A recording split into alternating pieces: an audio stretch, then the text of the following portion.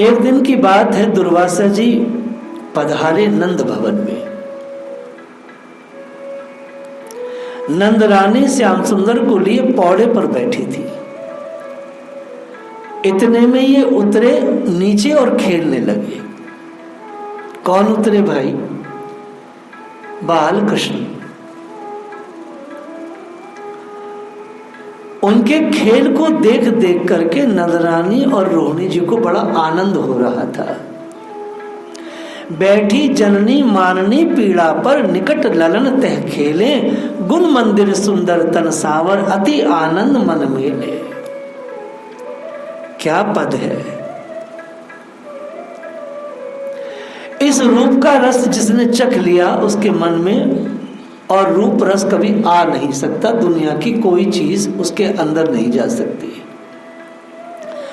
और ये दिनचर्या प्रतिदिन की थी माँ यशोदा और रोहिणी जी की, कि भगवान श्याम सुंदर नित्य नए नए खेल खेलते और अपनी मैयाओं को सुख देते।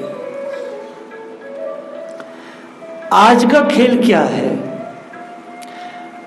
श्री दुर्वासा जी कहीं से घूमते हुए आए हैं और सीधे नंद भवन पहुंचे हैं, और दुर्वासा जी को देखते ही श्री कृष्ण मां की गोद से उतरे और खेलने लगे। अब ये खेल क्या है? अब ये खेल है कि अपनी अंजुली में ऐसे बालू को भरते हैं और भर करके बलराम जी के सिर पर जाके डाल देते हैं। श्री दामा के सिर पर डालते हैं। मनसुका धनसुका जो भी भगवान के वहां उनके सखा हैं वह सबके साथ यही करते हैं। श्री दामा दौड़े पकड़ने के लिए, ये भागे पीछे दौड़े, उसमें बल था। ठाकुर जी हार गए, भगवान पकड़े गए। क्योंकि ये क्या कर रहे थे, बार बार बालू डालते थे, भाग जाते थे और अपना दाव नहीं देते थे। लेकिन श्री दामा थोड़े से बड़े थे, तगड़े थे, इनको पकड़ लिया। लेकिन स्थिति क्या है श्री कृष्ण की? जब ये हार रहे हैं तब भी सबको आनंद दे रहे हैं, जब ये जीत रहे हैं सबको आनंद दे रहे हैं। लेकिन हारने के बाद भी ये क्या कह रहे हैं? ईश्वर के लिए सुखदेव जी ने कहा सत्यम परम धीमहि, ईश्वर सत्य स्वरूप है। लेकिन हारने के बाद ये जोर से सब बच्चों के बीच में कहते, कौन कह रहा हूं मैं हार को? अरे जीत को भाई मैं।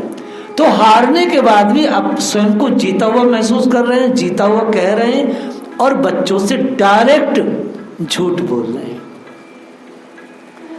यह लीला चल रही थी और मैया श्री कृष्ण के इस बाल चेष्टा को, बाल लीला को देख करके हर्षित है कि चतुर इतना हो गया कि अपना दाव देना नहीं चाहता है।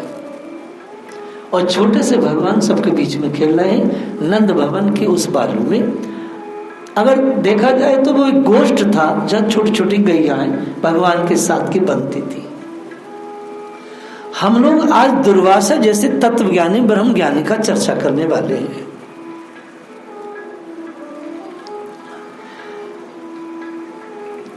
दाऊ जी भी सुख दे रहे हैं।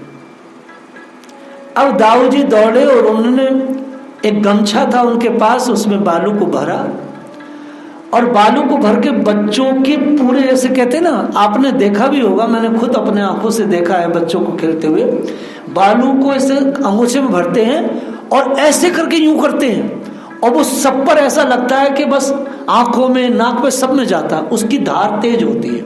ये दाऊ जी कर रहे हैं। इस प्रकार वो खेल रहे हैं। यही अवसर था कि श्री दुर्वासा जी अनुसुईया और अत्रि ऋषि के पुत्र हैं, कुछ साधारण नहीं है।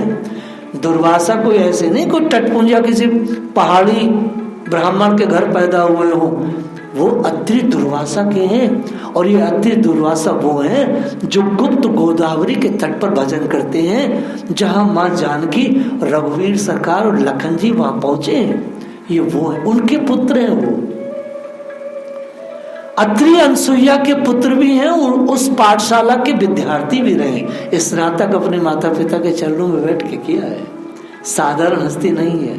मगर अब बहुत प्रेम से सुने। एक छोटी सी पगडंडी से वो वहां पहुंचे जहां ये खेल बालू का चल रहा था। दर्शन की अभिलाषा थी दुर्वासा को कि नंद के लाल को देखे। पूरे ब्रज में श्री कृष्ण की चर्चा हो रही थी और ये चर्चा सुन सुन के उनकी अभिलाषा जगी थी, चलो देखा जाए, नंद का लड़का है, लोग ये कहते हैं कि वो ईश्वर है। मैं सुबह ही कह रहा था, अंकित जो चीज होती है उससे आदमी सामने वाले का लेवल देखता है। धूलि धूसर सर्वांग बरकेश्वर दिगंबरम धावतम बाल के सादर हरि विक्षे स विस्मिता। यह गर्ग संहिता का श्लोक है जो मैंने आपके सामने स्मरण किया। हरि विक्षे स विस्मिता, भगवान को ऐसे धूल दूषित देख करके, धूलि धूसर सर्वांग बक्र केशम दिगंबरम धावतम बाल के, भगवान की उन्होंने कई चीजें देखी। क्या क्या देखी सब?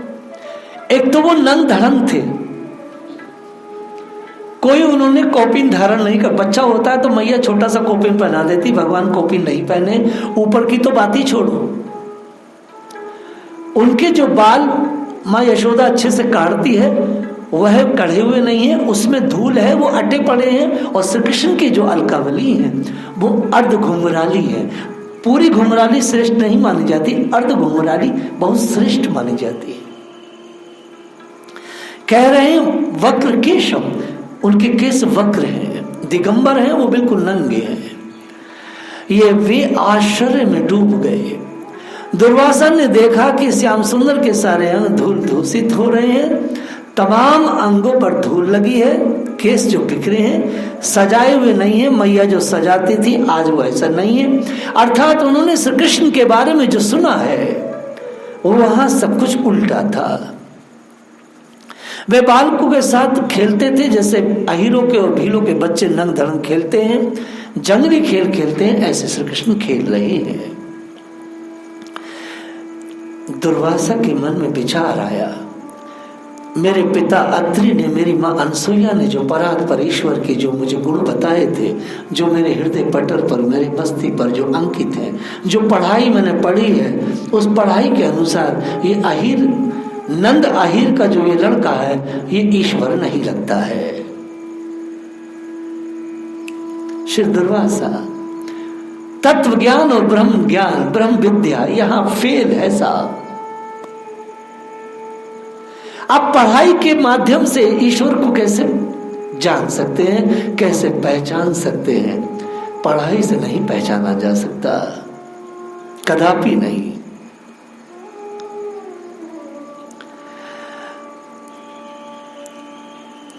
परात्पर ब्रह्म का ये जो रूप है, ये जो झांकी है, ऐसी झांकी सबको नहीं होती। अगर हो भी जाती है तो सबको श्रद्धा नहीं होती। ईश्वर सदैव योग माया समावृतः, वो हमेशा योग माया से ढके रहते हैं। लेकिन नारायण दास पता है, भक्तों और प्रेमियों के सामने योग माया की नहीं चलती, और भगवान अपने परम प्रेमियों के सामने अपने को एकदम उजागर कर देते हैं। नंद, यशोदा, गोप इत्यादि ब्रज गोपियां सबके सामने भगवान अपने को प्रकाशित कर रहे हैं।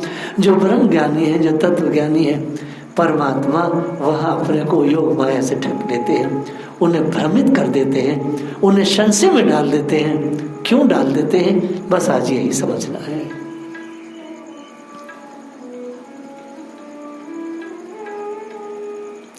भगवान ने गीता जी में कहा है, नाहम प्रकाशे सर्वस्य योग माया समावृता। 7वें अध्याय में परमात्मा कह रहे हैं, मैं हमेशा छुपा रहता हूं, ढका रहता हूं। तत्वज्ञानी और भगवत ज्ञान जो है वो तत्वज्ञानी पर नहीं पहुंचता। तत्वज्ञानी तत्व को तो जान लेता है भगवत, परंतु जो भगवत ज्ञान है उससे वो वंचित रह जाता है। और ये बात सुबह मैंने कही है,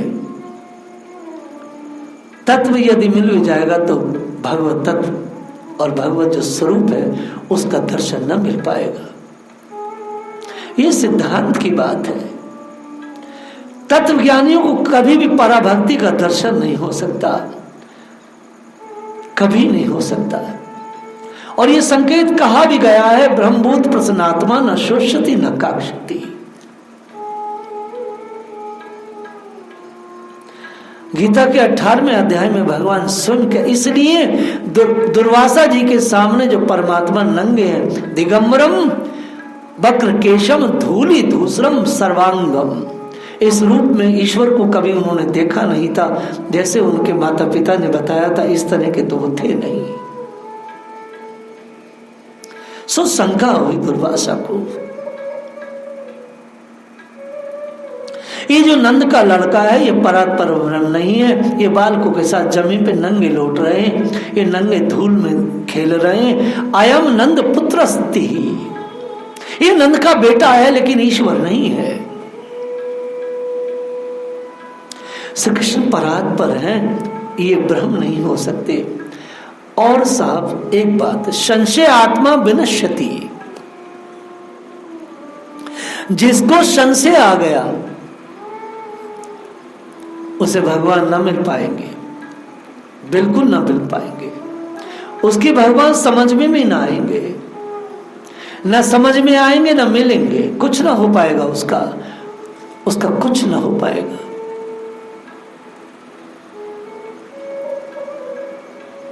महर्षि दुर्वासा के मन में प्रेम का उदय पूर्ण न होने के कारण संशय हुआ। अब मैं रसीली कथा पर आता हूं, ये मैंने सब ब्रह्म चर्चा किया।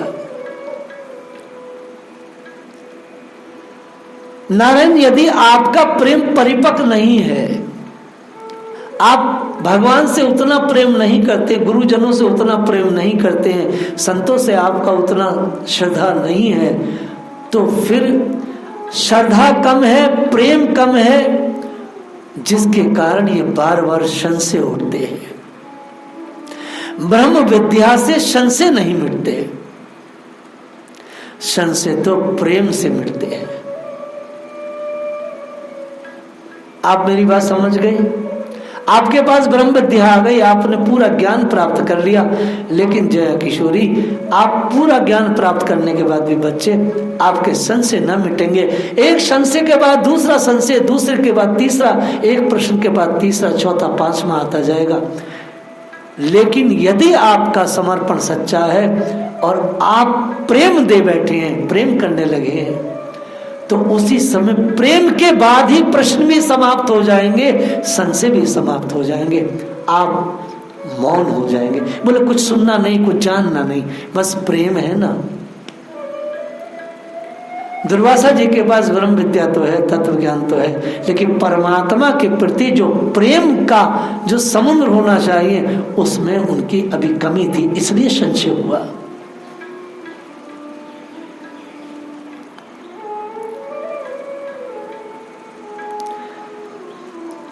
परात्पर ब्रह्म के लक्षण इनके मन में मौजूद थे।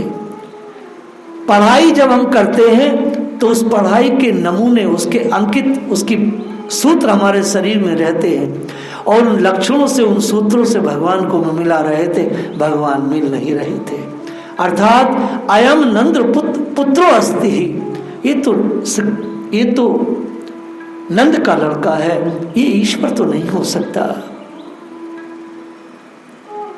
ये तो अपने आप में मस्त रह रहा है, ये तो नंगा लौट रहा है, उसमें उस ईश्वर में अज्ञान नहीं होता, इसमें तो अज्ञान दिखाई दे रहा है। परात्पर कृष्ण कृष्ण नहीं। लेकिन बात क्या है? बात यही है कि चाहे कितना भी बड़ा कोई क्यों ना हो, अनसुईया जैसी सती के ये पुत्र रहे और परम तपस्वी तेजस्वी अत्रि के पुत्र हैं। भगवान ने उनको बुलाया था कृपा करने के लिए ही, नहीं तो आते कैसे? ये बात भाई हनुमान प्रसाद पोद्दार कह रहे हैं।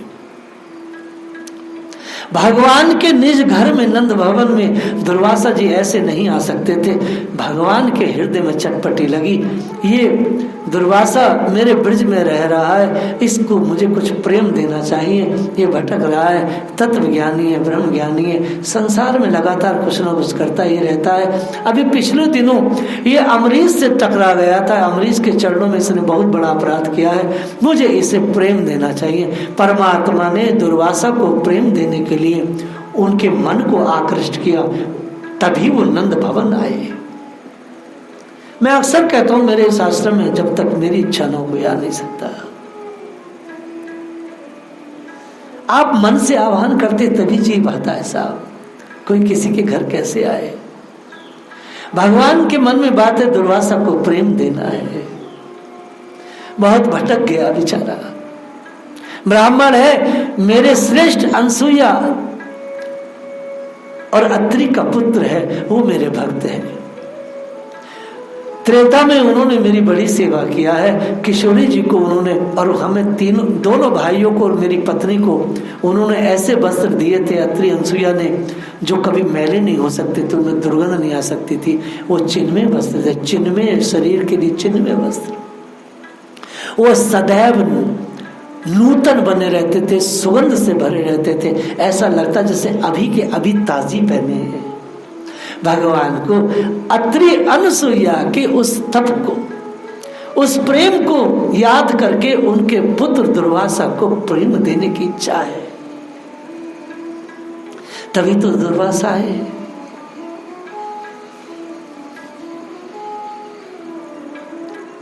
आगे चरित्र आता है। अब थोड़ी सी लीला हम आगे बढ़ाते हैं। भगवान की इच्छा होती है कृपा करने की, तभी परमात्मा किसी को अपनी ओर आकृष्ट करते हैं। अब श्री कृष्ण थोड़ी सी लीला आगे बढ़ाई। श्री कृष्ण ने दुर्वासा जी को अनदेखा किया और अपने मित्रों से बोले, ओ श्री दामा बता तू हारा कि मैं हारा, देख झूठ मत बोलना मोते। अब यहाँ कुछ सर्टिफिकेट तो बट नहीं रहा था। श्री दामा ने कहा झूठ तू बोल रहा है, तू हारो है, मैं जीतू। इस तरह से भगवान खेल रहे हैं। इधर संदेह में इनका हृदय आंदोलित है, संदेह हिंडोले पर झूल रहा है। अब दुर्वासा जी भगवान के सखाओं का, भगवान का खेल देख रहे हैं और प्रेम भी, और भगवान हल्के हल्के कभी कभी देख लेते हैं। भगवान जिसको देखते हैं उसका संशय रह सकता है क्या? तो उनका संशय अब कहाँ हो गया, हिंडोले पर झूलने लगा। भगवान अपनी वाणी से खींच रहे हैं उन्हें, अपनी कलाओं से उन्हें खींच रहे हैं। और कौन सी कलाएं हैं जो छोटे छोटे मासूम बच्चे खेल रहे हैं? गमारू खेल।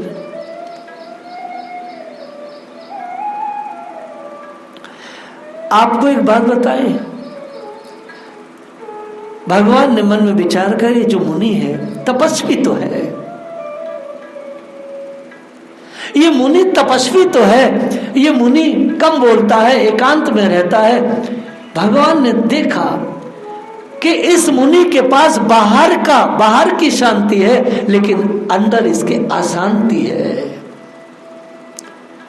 ये जो मौनी लोग होते हैं, ये जो जंगलों में रहने वाले साधु बाबा लोग होते हैं, एकांत में जो अपना भजन बनाते हैं, इनके बाहर तो शांति दिखाई देती है नारायण दास, लेकिन अंदर लगातार क्रांति चलती रहती है। भगवान ने विचार किया, ये मुनि ऊपर से तो शांत दिख रहा है, लेकिन अंदर ये जूझ रहा है। बात तो तब है साहब, बाहर से क्रांति हो और अंदर से पूरी शांति हो। हाँ या ना?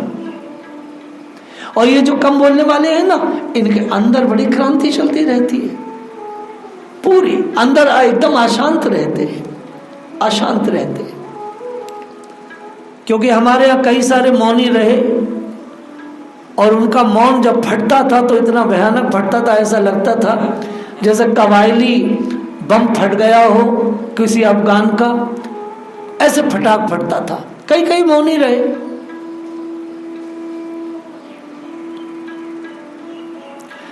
ऋषि देखने में तो शांत लगता है, बड़ी गंभीर मुद्रा है ऋषि की, लेकिन अंदर से अशांत है, अंदर से संशय है।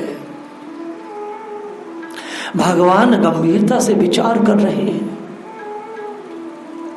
भगवान के ने पूरा सोच लिया कि दुर्वासा को स्नेह देना है, और दुर्वासा भगवान को देख रहे हैं। भगवान धूल से दूषित है। अब दुर्वासा जी ने क्या किया, दुर्वासा जी परमात्मा के करीब आ गए। माने जहां बच्चे खेल रहे थे दुर्वासा ऋषि वहां पहुंच गए, और पहुंचते के साथ ही क्या हुआ, समीप जैसे ही आए उन्होंने क्या देखा कि परमात्मा के जो अंग है वह एकदम से उनमें विचित्र आभा, उनमें प्रकाश निकल रहा है। ऐसा प्रकाश निकल रहा है कि उनको भेद रहा है। एकदम समीप है भगवान के। श्री दुर्वासा जी के शरीर से पसीने निकलने लगे और उनका शरीर कांप उठा। कैसे कांप उठा, यहां पर मैं एक स्मरण कर रहा हूं रामचरितमानस का। गुरु विश्वामित्र के बराबर में बैठे हैं राम लखन, और विधेय जनक ने जब राम लखन को देखा तो समीप जब देखा तो गोसाई जी कहते हैं, जनक जी कह रहे हैं विश्वामित्र से कि हे ऋषि, ये कौन है? क्या ऋषि हैं? ऋषि कुल के हैं? क्या राजकुल के हैं? इन्हें देख करके मेरा कलेजा कांप रहा है और मेरा जो शरीर है रोमांचित हो रहा है, पसीने पसीने हो गया हूं। वो व्यक्ति जो निराकार ब्रह्म को भजने वाला विधेय जनक जब सगुण ईश्वर को देखा तो कपकपा गया, पसीना पसीना हो गया, वाणी रुक गई। हे ऋषि, वाणी से कुछ निकल नहीं पाता, जल्दी से बताओ ये कौन है? यह राजकुल के हैं कि राजकुल के दीपक हैं कि ऋषि कुल के दीपक हैं? अरे ये दशरथ के पुत्र हैं, दशरथ के पुत्र हैं। इनको देख करके मैं पागल क्यों हो रहा हूं? यही स्थिति दुर्वासा की हो रही है। भगवान ने कृपा जो की है, परमात्मा जब किसी को दृष्टि देते हैं, परमात्मा जब किसी को अपने को समझने की समझ देते हैं, तभी व्यक्ति परमात्मा को समझ सकता है, देख सकता है और उन्हें अंगीकार कर सकता है। अर्जुन को भी जब भगवान ने अपने स्वरूप का दर्शन कराया तो व्यास जी लिखते हैं, गीतोपनिषद की बात है कि अर्जुन पसीने में नहा गया, कपकपा गया, डर गया, भयभीत हो गया। दुर्वासा जी की जो ब्रह्म विद्या है, दुर्वासा जी का जो ज्ञान है, तत्व है, वो सब प्रेम में परिवर्तित हो गया। प्रेम संसार में कोई दे सकता है तो ईश्वर ही दे सकता है, कोई दे नहीं सकता। या उनके अकिंचन कोई महात्मा उनके जैसा ही उनमें डूबा हुआ वो प्रेम दे, अन्यथा संसार के हमारे जैसे जो क्षुद्र जीव हैं वो किसी को क्या प्रेम दे सकते हैं। श्री दुर्वासा जी की लीला। अब देखिए स्थिति क्या होती है। भगवान श्याम सुंदर के अंगों की दीप्ति में इनका सारा तेज मानो जाकर समा गया। किसका तेज? दुर्वासा जी का तप, दुर्वासा जी का सब कुछ भगवान में समा गया। इनकी स्थिति अनिवर्चनीय हो गई। अब ये सारी बात भूल गए, इनकी दशा पर आश्चर्य करने लगे। कौन करने लगे? नंद भवन में जो सब लोग खड़े थे, भगवान के खेल को देख रहे थे, सब के सब आश्चर्य में डूब गए कि इस साधु को क्या हो गया है। दुर्वासा की आंखों से आंसू आ रहे थे, छलक रहे थे, दुर्वासा रो रहे थे, रोमांचित हो रहे थे। भगवान ने उनको जो अपना एड्रेस दे दिया था। अब पहुंचे श्री दामा, मनसुका, धनसुका, तोष इत्यादि, और भगवान दुर्वासा जी के पास पहुंच करके दुर्वासा जी की बाजू को पकड़ के बोले, छोटे से ठाकुर, जैसे कल फलवाली की चर्चा सुनी, ए बाबा जी तुमको कहा है गो, चोर हो रहे हो। अब तो दुर्वासा की ओर से टिपट्टी घूम गई तो विक्षिप्ति हो गई। मनसुका, धनसुका जो भगवान के बड़े, मनसुका कौन है? जो भगवान के मन की बात करे, उनके मन को आनंद दे। धनसुका जो भगवान को क्रिया में आनंद दे पूरा। ये दोनों भगवान के बड़े खास है। बोले ए जे तो गयो काम थे, ए बाबा जी दूसरों बोलो, अरे मैं तो या को जानू, या को बड़ा क्रोध आवे भैया, ये कछु कहना दे, ये रो रो हम तो पहली बार देखो या को रोते हुए, या काहे गो। भगवान छोटे से भैया या को जो भी है गो, मोको ऐसा लग रो है या को कछु दिख गयो है, या को कहीं ऐसा धन मिल गयो है जाकी तलाश में या ने इतनो तप कियो है श्री दामा, या को कुछ मिल गयो है। भैया उस मिलन की चीज को, उस धन को छुपावे के मिस जे रो रहे हुए। भगवान सच्ची बात कह रहे थे, क्योंकि दुर्वासा को प्रेम मिल गया था। दुर्वासा को भगवान ने अपने स्वरूप का दान दे दिया था। ब्रह्म विद्या फलती नहीं जब तक प्रेम न हो, तत्व ज्ञान फलता नहीं जब तक प्रेम न हो। तो प्रेम के लिए तो प्रेम उपासना करनी पड़ती है नारायण दास, प्रेम उपासना। स्त्री पुरुष के प्रति लालायित होकर के प्रेम तलाश रही है, और पुरुष स्त्रियों में प्रेम तलाश रहे हैं। ये मलमूत्र ही पी सकते हैं, इनमें प्रेम नहीं है। प्रेम के नाम पर जो संसार में ये व्यभिचार फैल रहा है, उपनिषद और वेद इसका खंडन करता है। प्रेम ब्रह्मचर्य के ऊपर टिका है, प्रेम त्याग पर टिका है। अगर आपके एक एक इंद्रिय संयम है, तभी प्रेम आपके शरीर से प्रकटेगा, और तभी प्रेम आपके शरीर में ठहरेगा। संसार की रंडियों जैसी स्त्रियां और भड़ोई जैसे पुरुष जो एक दूसरे के शरीर को चूस रहे हैं और मैथुन को प्रेम का नाम दे रहे हैं, ये प्रेम नहीं है, ये तो सूकर कुकर लीला है। प्रेम सिर्फ और सिर्फ अगर कोई दे सकता है तो कृष्ण। जय श्री राधे।